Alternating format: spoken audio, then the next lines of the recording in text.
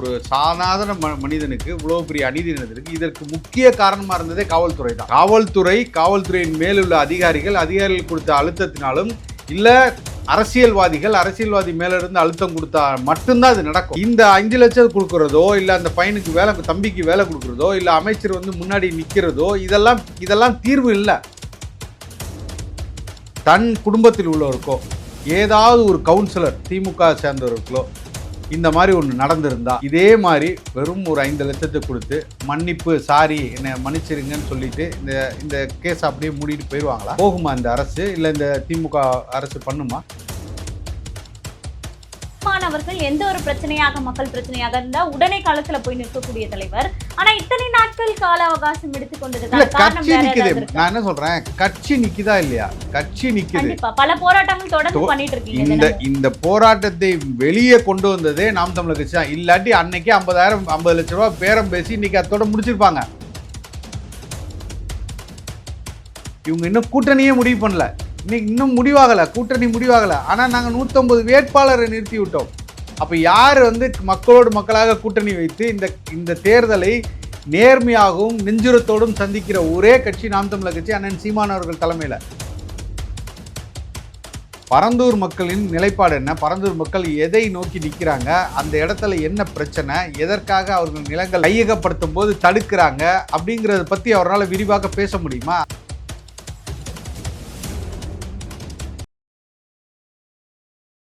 கலங்கரை சொந்தங்களுக்கு அன்பு வணக்கம். இன்று நம்மோடு நேர்காணலில் இணைந்திருப்பவர் நாம் தமிழர் கட்சியின் மாநில ஒருங்கிணைப்பாளர் சசிகுமார் அவர்கள். வணக்கம் சார், நலமா இருக்கீங்க? நல்லா இருக்கேன் சார். திருபுவனத்துல நாளை நாம் தமிழர் கட்சியின் சார்பாக போராட்டம் நடத்த போறோம். அது மட்டும் இல்ல, அதாவது கள்ளச்சாராயம் குடிச்சு செத்தா 10 லட்சம் கொடுப்பீங்க, உதயநிதி நேர்ல எல்லாம் போவாரு, என் மகனுக்கு நானே 5 லட்சம் போய் நேர்ல கொடுக்க போறேன், ஆனா நீங்க வெறும் 5 லட்சம் தான் கொடுக்குறீங்க அப்படின்ற மாதிரி நேற்று பிரஸ் மீட்ல விளாசி இருக்கிறாரு சீமான். இதை எப்படி பாக்குறீங்க? இல்லை, தொடர்ச்சியாக இது 24வது மரணம் காவல்துறையினால நடக்கப்படுற மரணம். இது ஆட்சியின் அவலத்தை தான் காமிக்குது. ஏன்னா இவங்க எந்த விஷயத்துக்கும் எந்த பிரச்சனைகளுக்கும் ஒரு தீர்வை நோக்கி போக மாட்டாங்க. அன்றைய தினம் அவங்க இந்த நிகழ்வுலேருந்து எவ்வளோ எதிர்கட்சியிலிருந்து ப்ரெஷர் வருது, அழுத்தம் வருது, எவ்வளோ மக்கள் கொந்தளிக்கிறாங்கிற வைத்து இவர்கள் அந்த விஷயத்தை அணுகுவாங்க. இல்லை அப்படின்னா, யாரும் கண்டுக்கல அப்படின்னா அதை அப்படியே மூடி மறைச்சிருவாங்க. அதை மடைமாற்றி வேறு எதுக்கு நோக்கி போயிடுவாங்க. அதோட தொடர்ச்சி தான் நீங்கள் 2021 பார்த்துருக்கீங்க. அப்போ இந்த மக்களுக்காக அவர்கள் எந்த இடத்துலையும் ஒரு எப்படி சொல்கிறேன்னா முன்னெடுத்து தனக்கு இவ்வளோ அநீதி நடந்திருக்கு, ஒரு சாதாரண மனிதனுக்கு இவ்வளோ பெரிய அநீதி நடந்திருக்கு. இதற்கு முக்கிய காரணமாக இருந்ததே காவல்துறை தான். காவல்துறையின் மேலுள்ள அதிகாரிகள் கொடுத்த அழுத்தத்தினாலும் இல்லை அரசியல்வாதி மேல இருந்து அழுத்தம் கொடுத்தா மட்டும்தான் இது நடக்கும். வேற யாருக்குமே இந்த மாதிரி மிக கொடூரமான முறையில் அவர் கொல்லப்பட்டது மிக கொடூரமான. அப்போ இந்த 5 லட்சம் கொடுக்கறதோ இல்லை அந்த பையனுக்கு தம்பிக்கு வேலை கொடுக்கறதோ இல்லை அமைச்சர் முன்னாடி நிற்கிறதோ இதெல்லாம் தீர்வு இல்லை. தீர்வு என்னன்னா, உண்மை குற்றவாளி, எனக்கு தெரிஞ்சு உண்மை குற்றவாளியே நிகிதாவோட இன்னொருத்தர் இருக்கான். ஒரு அயோக்கியம், ஒரு பொறுக்கி, ஒரு பெண்ணோ ஒரு ஆணோ இருக்காங்க. அப்போ யார் சொன்னதுனால இந்த விஷயம், நிகிதா சொன்னதுனால இந்த 5 காவலும் போய் அடிச்சிருக்க மாட்டாங்க. இவ்வளோ மூர்க்கமாக கொல்லக்கூடிய அளவுக்கு இந்த நிகழ்வு நடந்திருக்காது. அப்போ இதற்கு மேல் உள்ள அதிகாரி இருக்கார்ல, அது காவல்துறை டிஎஸ்பியோ எஸ்பியோ இல்லை எஸ்பிக்கு ஒரு ஆள் அழுத்தம் கொடுத்துருப்பாங்களா, இவர்களை கண்முன் கொண்டு அவர்களுக்கு தண்டனை வாங்கி கொடுக்கணும்.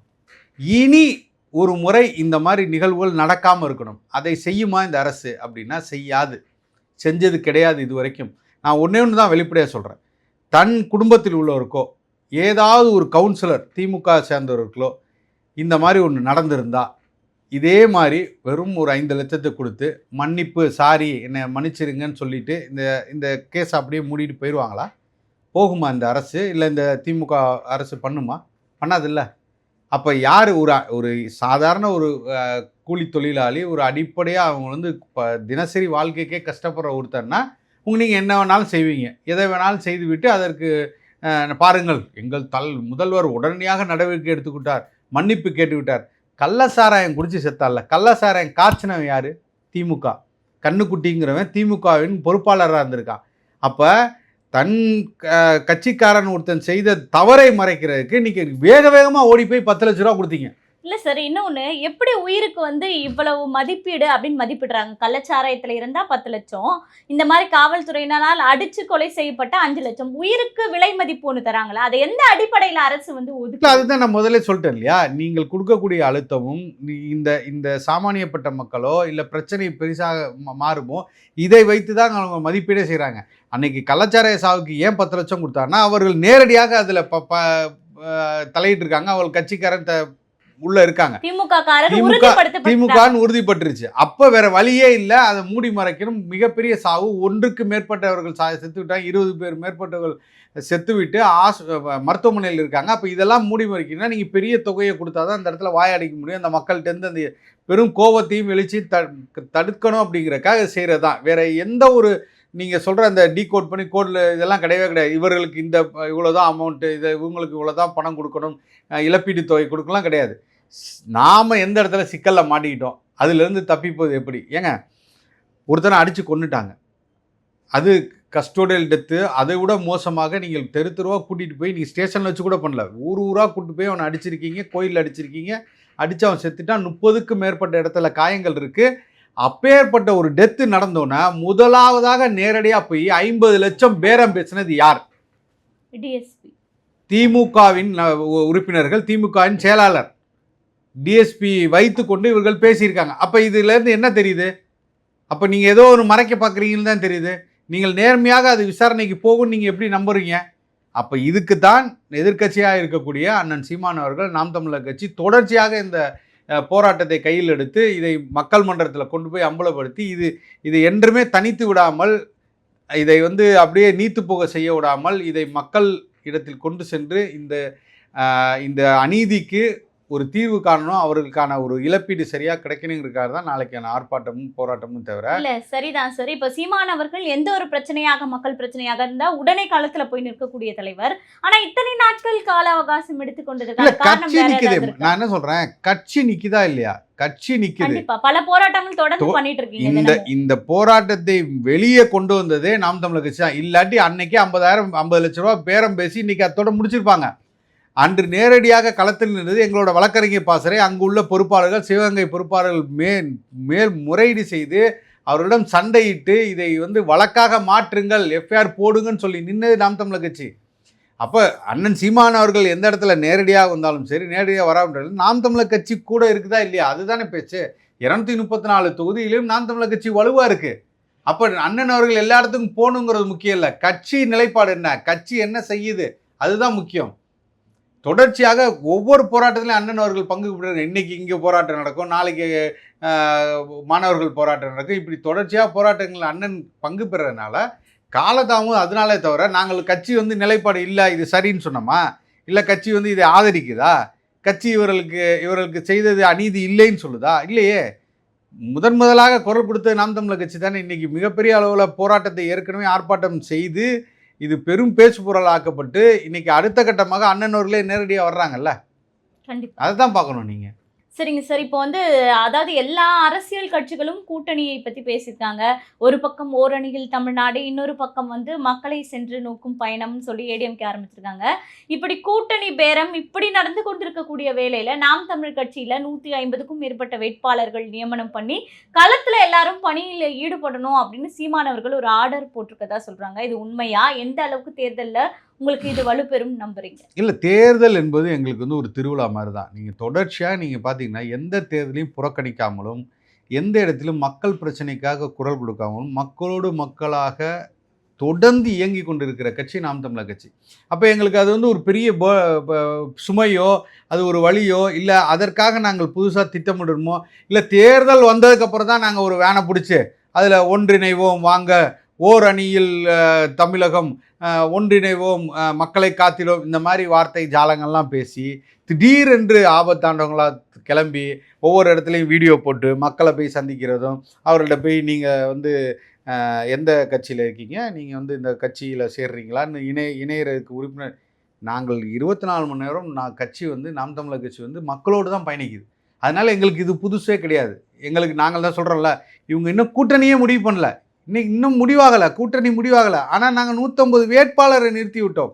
அப்போ யார் மக்களோடு மக்களாக கூட்டணி வைத்து இந்த தேர்தலை நேர்மையாகவும் நெஞ்சுரத்தோடும் சந்திக்கிற ஒரே கட்சி நாம் தமிழர் கட்சி. அண்ணன் சீமான் அவர்கள் தலைமையில் வேட்பாளர் யாருன்னு தெரியும், முதலமைச்சர் கேண்டிடேட் யாருன்னு தெரியும், இவரோட கொள்கை என்னன்னு தெரியும், இவர்கள் எதை இலக்காக வைத்து இந்த தேர்தலை சந்திக்கிறான்னு எல்லாம் வெட்ட வெளிச்சமாக சொல்லப்பட்டு அவர்களிடம் மக்களிடம் கொண்டு செல்லப்படுகிற ஒரு கட்சியாக இன்னைக்கு தமிழகத்தில் நாம் தமிழர் கட்சி மட்டும்தான் இருக்குது. அப்போ எங்களுக்கு எந்த மடியில் பயமே இல்லையே. நாங்கள் எதற்காக யோசிக்கணும், பயப்படணும், பணம் கொடுப்பாங்களா, இல்லை சீட்டுக்கு இத்தனை சாதி சங்கங்கள் வருமா, இல்லை இவர்கள் கூட்டணி வைப்பார்களா, இல்லை இவர்களை நமக்கு பக்கத்தில் அணைத்து கொள்ளலாமா, ஏதாவது பொய் சொல்லி அந்த கூட்டணியை கலைக்கலாமா, எதுவுமே இல்லை. எங்களுக்கு மக்களோடு மட்டும்தான் கூட்டணி, மக்களை மட்டும்தான் எங்களுக்கு நம்பி கூட்டணி அப்படின்னு சொல்லி நேரடியாக களத்தில் இறங்கின முதல் கட்சி நாம் தமிழர் கட்சி. இன்னொன்னு சார், இப்போ மாற்று அரசியல் தேவை அப்படின்றது தான் நாம் தமிழர் கட்சியினுடைய ஒரு நோக்கம். அதே நோக்கத்துல தான் இப்போ விஜய் அவர்களும் இங்க உள்ள நுழைஞ்சிருக்காரு இந்த தேர்தலில் போட்டியாக. அப்படி இருக்கும்போது அவர் கூட்டணி போக மாட்டேன்னு இன்னும் உறுதிப்படுத்தல. மேபி கூட்டணியும் போகலாம். அவர் கூட்டணி சென்று விட்டால் நாம் தமிழர் கட்சியினுடைய அந்த தமிழ் தேசியம் அதற்கப்புறம் வீரியம் எடுக்கும் நம்புறீங்களா? அதாவதுமா, இந்த தமிழ் தேசியங்கிற வார்த்தைக்கு அவங்க விளக்கம் சொல்லிட்டோம், சரிங்களா? அப்போ திராவிடத்தை வீழ்த்த வந்த தமிழ் தேசிய தலைவர்னு ஒரு இடத்துல போட்டிருக்காங்க. எந்த இடத்துலையுமே நீங்கள் திராவிடத்தை வீழ்த்த வந்தோன்னா திராவிடமும் தமிழ் தேசியமும் ஒன்று இரண்டு கண்டுன்னு சொல்லிட்டு வந்துட்டு நீங்கள் எப்படி தமிழ் தேசியத்தை நீங்கள் என்ன தமிழ் தேசியத்தை நீங்கள் பேசிட்டீங்க? இது வரைக்கும் தமிழர்களுக்காக, தமிழ்நாட்டிற்காக, இந்த மொழிக்காக, இனத்துக்காக எந்த இடத்தில் உங்கள் தலைவர் குரல் கொடுத்து இவர்களுக்காக இந்த உரிமைகளை காப்பதற்காக போராடி அவர்களுக்கு மீட்டு தருவதற்காக நின்றுக்கான்னு ஒரு விஷயத்தை சொல்லுங்க. அப்புறமா பேசட்டும். இவர்கள் காக்க வந்தார், தமிழ் தேசியத்தை பேச வந்தார்னு சொல்லட்டும், விஜய் ரசிகர் சொல்லட்டும். இன்னும் அவர்கள் விஜய் ரசிகர் மனப்பான்மையிலேருந்து இன்னும் அரசியல் கட்சிக்கே நவரலையே. அவங்க தலைவரும் நவரல. பரந்தூர் மக்களோடு தலைமைச் செயலகம் போக போறேன் அப்படின்னு விஜய் சவால். என்ன புரிதல் இருக்குன்னு அவர் பரந்தூர் மக்களோட பத்தி பேசுறான்னு எனக்கு புரியல. பரந்தூர் மக்களின் நிலைப்பாடு என்ன, பரந்தூர் மக்கள் எதை நோக்கி நிற்கிறாங்க, அந்த இடத்துல என்ன பிரச்சனை, எதற்காக அவர்கள் நிலங்கள் கையகப்படுத்தும் போது தடுக்கிறாங்க அப்படிங்கிறத பற்றி அவரால் விரிவாக பேச முடியுமா? அந்த மக்கள் நீங்கள் விவசாயிகளை கூட்டிக் கொண்டு நான் நேரடியாக அங்கே போவேன். நீங்கள் மக்களோடு போய் ஒரு 4 நாள் உட்காருங்க, அந்த இடத்துல உட்காருங்க, அவர்கள் பிரச்சனை என்னன்னு உங்களுக்கு கேட்டுக்குங்க. ஏன் அது தடுக்கிறாங்க, அங்கே இருக்கக்கூடிய நீர்நிலைகள் என்ன பிரச்சனை, சுற்றுச்சூழலுக்கு என்ன பாதிப்பு, அங்குள்ள விவசாயிகள் எந்த இடத்துலேருந்து அப்புறப்படுத்தப்படுவார்கள், இதனால் தொலைநோக்கு பார்வையில் 50 ஆண்டுகள் 100 ஆண்டுகளில் தண்ணீர் பஞ்சம் எப்படி ஏற்படும், அங்குள்ள இயற்கை எப்படி அழிக்கப்படும், விலங்குகள் பறவைகள் எப்படி அழிக்கப்படும், இதெல்லாம் நோக்கி உங்கள் சிந்தனை என்ன, பார்வை என்னன்னு தெரியுமா? தெரியாதே. அப்போ நீங்கள் எதுவுமே தெரியாமல் சும்மா நீங்கள் பரந்தூரில் காப்பதற்காக நான் அங்கே போய் உட்காருவேன்னா நீங்கள் எப்படி உட்காருவீங்க? நீங்கள் ஜெயிச்சு உங்களை எல்லாம் ஜெயிக்க வச்சு உங்களுக்கு சட்டசபை அனுப்புனா நீங்கள் அங்கே போய் பேசுவீங்களா? இப்போ என்னாச்சு, இன்றைக்கேன்னு உங்கள் குரல் ஓங்கி ஒலிக்கப்படல, அதெல்லாம் விடுங்க. காவிரி பிரச்சனையில் உங்கள் நிலைப்பாடு என்ன? இன்னைக்கு காவிரி பிரச்சனையில் இன்னைக்கு கர்நாடகா எதிர்த்து ஒரு குரல் உங்களால் கொடுக்க முடியுமா? கொடுங்க, நான் ஏற்றுக்கிறேன். காவிரியில் தண்ணீர் வேண்டும், தண்ணீர் எங்களுக்கான அளவுகோலை நீங்கள் உச்சநீதிமன்றம் காவிரி தீர்ப்பாணையம் கொடுத்தது போல் எங்களுக்கு தண்ணீர் நீங்கள் திறந்து விட வேண்டும் அப்படின்னு ஒரு வார்த்தை கொடுக்க சொல்லுங்களேன். கரெக்ட் சார், நீங்க சொல்றதை நாங்க ஏத்துக்கிறோம். இப்போ உங்களுடைய நோக்கம் எப்படி போயிட்டு இருக்குன்னா, அதாவது திமுக செய்யக்கூடிய மக்களின் மீது உள்ள அதிருப்திகள், அந்த ஓட்டுகள் உங்களுக்கு வரணும், அந்த அதிருப்தியை மக்களிடம் கொண்டு போய் சேர்க்கணும்ன்ற மும்முனையமா நீங்க செயல்பட்டு இருக்கீங்க. உங்களுடைய வளர்ச்சி அப்படின்றது படிப்படியாக மேலே வந்துட்டு இருக்குன்னு வச்சுக்கோங்களேன். இந்த அதிருப்தி வாக்குகள் முழுமையாக நாம் தமிழர் கட்சிக்கு வரும் அப்படின்றது இந்த தேர்தலில் நடக்குமா? இல்லை, அப்படி நாங்கள் இந்த மாதிரி கால்குலேஷன் கூட்டணிகளாம் நான் போடவே இல்லை. அந்த அதிருப்தியானவர்கள் வருவார்கள், இல்லை திமுக பிடிக்காதவங்க எங்களுக்கு ஓட்டு போடுவாங்க, அதிமுக பிடிக்கலன்னா திமுக எங்களுக்கு வாக்கு போடுவாங்க, விஜய் அப்படிலாம் இல்லை. எங்களை பிடித்து தமிழ் தேசியத்தை உள்வாங்கி இவர்கள் செல்வது, இவர்கள் சொல்வது, இவர்கள் செய்வது எல்லாம் நியாயம், இவர்களால் எங்களுக்கு தீர்வு கிடைக்கும், இவர்கள் தான் இதை மாற்றக்கூடியவர்கள், இந்த மாற்றத்திற்காக வந்தவர்கள் நம்புகிறவங்க தான் இந்த 36 லட்சம் பேர் எங்களுக்கு வாக்களிச்சிருக்காங்க. அது மெல்ல மெல்ல கரைந்து நகர்ந்து எங்களுக்கு எங்களை நோக்கி இந்த திராவிட கூட்டத்திலிருந்து வரக்கூடிய வாக்குகள் வந்து கொண்டு தான் இருக்குது. அதனால் நாங்கள் இவர்கள் கூட்டணி போகாதனால எங்களுக்கு வாக்கு வரும், பாஜக அதிமுக சேர்ந்ததுனால அந்த கணக்கில் நாங்கள் என்றுமே போடவில்லை. நாங்கள் மக்களோடு உண்மையும் நேர்மையும் நிற்கிறோம், அவர்களுக்கான பிரச்சனைக்கு குரல் கொடுக்குறோம், அவர்களுக்கான தேவையை பூர்த்தி செய்கிறோம். இதுதான் விஷயம். அப்போ நீங்கள் விஜய் வந்தால் என்ன, இல்லை திமுகவின் வாக்குகள் பிரிந்தால் என்ன, அவங்களுக்கு ஆன்டி இன்கம்பன்சி அதிருப்தி நடந்தால் என்ன, அதெல்லாம் ஒரு ஒரு ஒரு பக்கம் இருக்கட்டும். விஜய் வருவதனால திமுகவுக்கு தான் லாபம் சம்பாதிக்கும். ஏன் நான் சொல்கிறேன்னா, இன்றைக்கு நீங்கள் யோசிச்சு பார்த்தீங்கன்னா எல்லா இடத்துலையும் விஜய் கட்சிக்கு முழு ஆதரவாக பின்பலமாக நின்று கொண்டு அவர்களை இயக்குவர்களாக திமுக நிற்குது. ஏன் அப்படின்னா அவங்க ஒரு என்ன கணக்கு போடுறாங்கன்னா, தன் மீது இருக்கிற அதிருப்தியும் திமுகவின் மீது இருக்கிற அதிருப்தினால திமுக அரசும் ஸ்டாலின் அவர்கள் மீது இருக்கிற அதிருப்தியான வாக்குகள் எல்லாம் நீங்கள் சொல்வது போல நாம் தமிழர் கட்சி எடுத்து விடும், அபகரித்து விடும், இல்லை அவர்களுக்கு சென்று விடும். அப்போ நாம் தமிழர் கட்சிக்கு போய் அது அவங்களை பலப்படுத்த விட விஜய் அவர்கள் கட்சிக்கு போனா எனக்கு நல்லது. இதுதான் திமுகவின் நோக்கம். இதுதான் திமுகவின் ஒரே விஷயம் இருக்குது. அப்ப என்ன நினைக்கிறாங்கன்னா, புகழ்ந்து பாடுங்க திமுக. அப்ப 3 மும்முனை போட்டி தான், வேற கட்சி இங்க இல்லவே இல்லை. விஜய் கட்சி அதிமுக திமுகவுக்கு தான் போட்டி. இப்படி ஒரு இதை கிளப்பி விடுங்க. அப்போ பேசும்போது என்ன ஆகுன்னா, விஜய்க்கு எல்லாம் வாக்குகள் உடனே வந்துடும். என்னை எதிர்க்கிறவங்களாம் திமுக பிடிக்காதெல்லாம் விஜய்க்கு வாக்கு போட்டுருவாங்க. அப்போ நாம் தமிழர் கட்சிக்கு வாக்குகள் சரியும். இது ஒரு அபத்தமான ஒரு மடத்தனமான விஷயம். யாருமே அப்படியாப்பட்ட வாக்குகள் நாம் தமிழர் கட்சிக்கு வரவில்லை. இது சத்தியம் மட்டும் சொல்ல முடியும். 36 லட்சம் வாக்குகளும் யாரையும் பிடிக்காமல் எங்களுக்கு வரவில்லை. இந்த கட்சியை பிடித்தவர்கள் போட்ட வாக்குகள். இது இன்னும் பல மடங்காக வீரியமாக கூடிக்கொண்டே போகுமே தவிர இது ஒரு நாளும் குறைய போறதில்லை. 8% என்பது இன்னும் அதிகரிக்குமே தவிர வெற்றியை நோக்கி போகுமே தவிர ஒரு நாளும் நாம் தமிழர் கட்சி வீழப்போவதில்லை. அது சித்தாந்த அடிப்படையில், கொள்கை அடிப்படையில், தத்துவத்தின் அடிப்படையில் கட்டமைக்கப்பட்டது.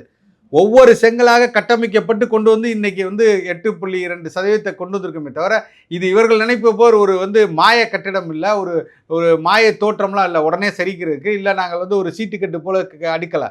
இது ரொம்ப வலுவாக சித்தாந்தத்தை சொல்லி இந்த இன அழிப்பில் இந்த மக்கள் பட்ட துன்பங்களையும் துயரங்களையும் பண்ணி இதற்கு ஒரு மீட்பராக, இதை மீட்க வந்தவராக அண்ணன் சீமான் அவர்கள் மீது கொண்ட நம்பிக்கையும் எல்லா கட்சிகளை நம்பி ஏமாந்து போய் இல்லை இவர்கள் நமக்கானவர்கள் அல்ல, திராவிடம் என்பது தமிழர்கள் அல்ல, திராவிடம் தமிழர்களுக்கான அல்ல, தமிழ் என்பது தமிழ் மொழி என்பது தொன்மை வாய்ந்தது, இவர்கள் நம்ம ஏமாற்றி விட்டார்கள் என்று ஒரு கூட்டம் நவந்து வர்றாங்கல்ல, அந்த கூட்டத்துக்காக கிடைத்த வாக்குகள் இது. அதனால் விஜய் இல்லை, அவங்க தாத்தா இல்லை, இன்னொரு தாத்தா இல்லை, உதயநிதி இல்லை, யார் வந்தாலும் இந்த இந்த இந்த இந்த எங்களுடைய வளர்ச்சியவோ எங்களின் கட்சி நோக்கி செய்யக்கூடிய பாதையோ இவர்களால் தடுத்து நிறுத்த முடியாது. இன்னொன்று, சீமான் அவர்கள் நீங்கள் சொன்னது போல அந்த மும்முனை போட்டிக்கு ஒரு விளக்கம் கொடுத்துருக்காரு.